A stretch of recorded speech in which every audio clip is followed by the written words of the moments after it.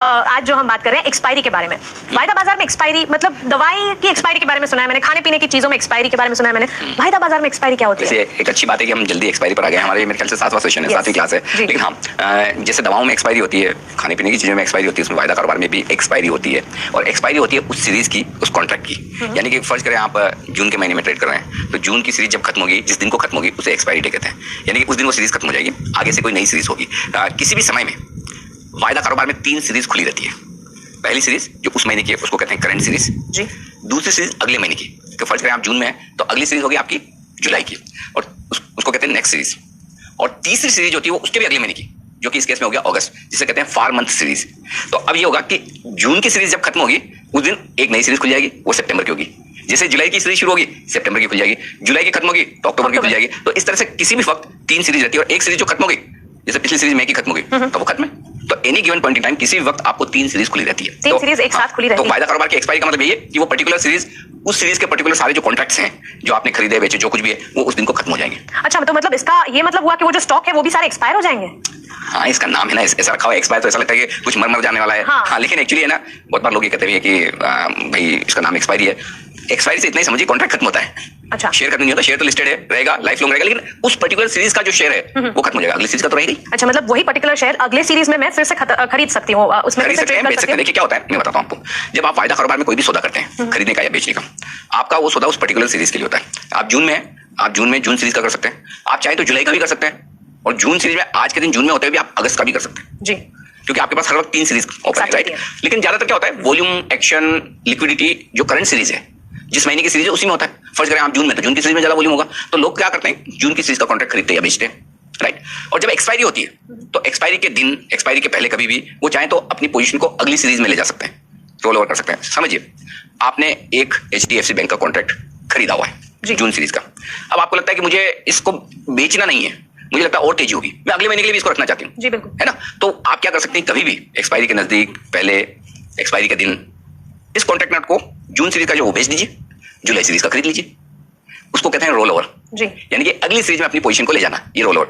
अगर आपका शॉर्ट है, आपने पहले मंदी कर रखी है HDFC बैंक में, अभी खरीद लीजिए, अगली सीरीज का फिर से बेच दीजिए, तो आपकी नेट पोजीशन करंट सीरीज में 0 हो गई, अगली सीरीज में आपकी वही पोजीशन फिर से खुली होगी। लेकिन तो इसका मतलब ये जरूरी नहीं कि मतलब आपका जून सीरीज का कॉन्ट्रैक्ट खत्म हो रहा है तो आप उस पोजीशन को मतलब इनडेफिनेट पीरियड तक आप रोल कर सकते हैं, उसमें कोई रेस्ट्रिक्शन नहीं है। स्टॉक तो रहेगा, बिल्कुल। सीरीज बदलती है, जो सीरीज पीछे की हो वो खत्म होती जाती, कटती जाती, नई सीरीज आ जाती। अनिल जी, आपने बताया कि अगर मुझे लगता है कि कोई स्टॉक में आगे भी खरीदारी आ सकती है, स्टॉक आगे और बढ़ सकता है, तो मैं अगली सीरीज के लिए उसे खरीद सकती हूँ। लेकिन इस सीरीज में मैंने, इस महीने में मैंने उसे बेचा, तो अगली सीरीज में जब उसे खरीदूंगी तब उसके भाव तो बढ़े ही होंगे ना, तो मुझे वो जो मैंने आपने बेचा क्यों? क्योंकि आपने इसलिए बेचा कि मुनाफा होगा जी। कब होगा? जब आपके बेचने के बाद नीचे मिले, हाँ, तभी मुनाफा होगा ना। अगर आप पहले बेचते हैं, वायदा कारोबार की खूबसूरती यही है कि आप पहले बेच सकते हैं, अगर आपके पास शेयर नहीं है तब भी जी, राइट। नहीं तो अगर आप कैश मार्केट में या इन्वेस्टमेंट के तौर पर अगर आप कोई ट्रेड करें तो पहले शेयर होना तो जरूरी है, नहीं होगा तो बेचेंगे कैसे? तो वायदा कारोबार में आप बेचते तभी हैं जब आपको लगता है कि भाव नीचे आएंगे।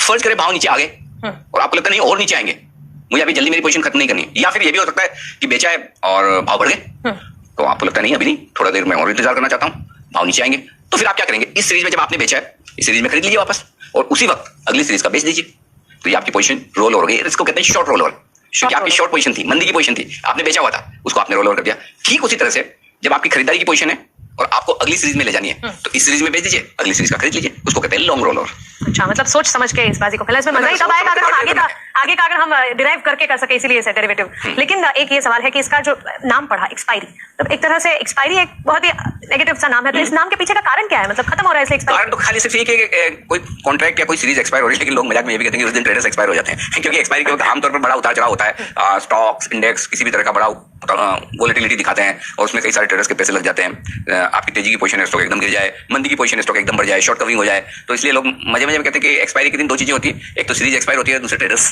उसी दिन सबसे ज्यादा बिना सोचे समझे अगर ट्रेड कर लिए तो बोले दोनों एक साथ एक्सपायर होते हैं। बिल्कुल। लेकिन आपने एक बार बताया था कि जिस तरह से इंडेक्स स्टॉक्स जो होते हैं, कमोडिटीज होते हैं, सबकी एक्सपायरी होती है, ये एक्सपायरी, ये जो हम एक्सपायरी की बात कर रहे हैं वो कब होती है, और इन सबकी एक्सपायरी एक साथ ही होती है? ये एक अच्छा सवाल है। इस सीरीज, जो भी आपकी सीरीज चल रही है, उस सीरीज की एक्सपायरी हर महीने के आखिरी गुरुवार को होती है, आखिरी गुरुवार को, महीने के जब बाजार बंद होते हैं 3:30 बजे। अच्छा, तो मतलब अभी जून है, वो आपका एक्सपायरी पॉइंट है। ओके, जून है तो जून का जो आखिरी गुरुवार होगा उसके 3:30 बजे एक्सपायरी होगी। ये एक्सपायरी है वायदा कारोबार की, जो इक्विटी की हम बात कर रहे हैं। जो कमोडिटीज में होता है उनके अलग अलग है, एग्री कमोडिटीज की एक्सपायरी अलग दिनों में होती है, बुलियन की एक्सपायरी अलग दिनों में होती है, तो उनके अपने अपने नियम है, उनकी डेट्स अलग है, लेकिन वो इक्विटी मार्केट से संबंधित नहीं। तो इक्विटी मार्केट से जो संबंधित है उनकी एक्सपायरी हर गुरुवार को, हर महीने के आखिरी गुरुवार को होती है। आखिरी गुरुवार हर महीने का, मतलब आखिरी गुरुवार को तो वैसे स्टॉक मार्केट भी खुला हुआ रहता है, क्यों वीकेंड को क्यों नहीं कर लेते हम इस एक्सपायरी को? खोलना पड़ेगा मार्केट। हाँ, ये मतलब वो फिर आपको अलग से आके सी एक्सपायरी इसलिए ये बात सही है कि गुरुवार की जगह वो शुक्रवार भी हो सकता था, या डे के बजाय कोई डेट भी हो सकती थी कि महीने का आखिरी दिन ही रख लो।